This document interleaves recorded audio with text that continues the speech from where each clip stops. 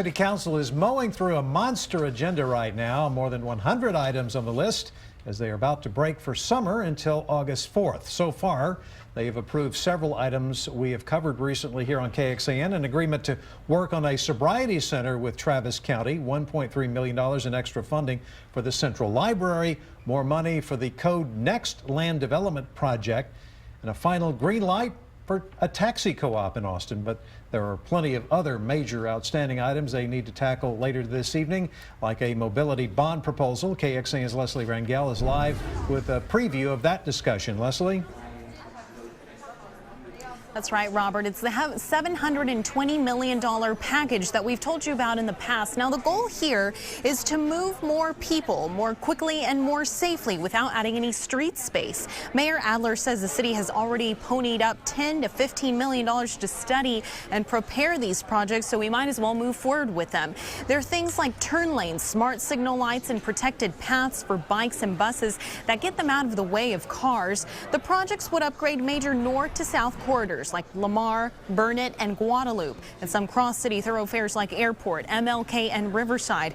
Of course, with any bond program, there is a cost. In this case, the typical or median Austin homeowner would cough up an estimated $5 a month or an extra $60 a year. With that in mind, the city released a recent study asking 1,200 voters if they'd vote for the measure. Now, just over half, about 56, said yes. A third, 36%, said no, and a few, 8%, were still unsure. And that tells us supporters may have some work to do to secure enough votes in November.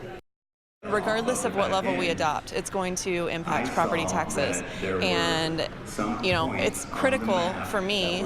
I ran on making sure that Austin is affordable and lowering our cost of living. And an important tool that's available to us is a homestead exemption, which allows for a significant reduction in your property taxes.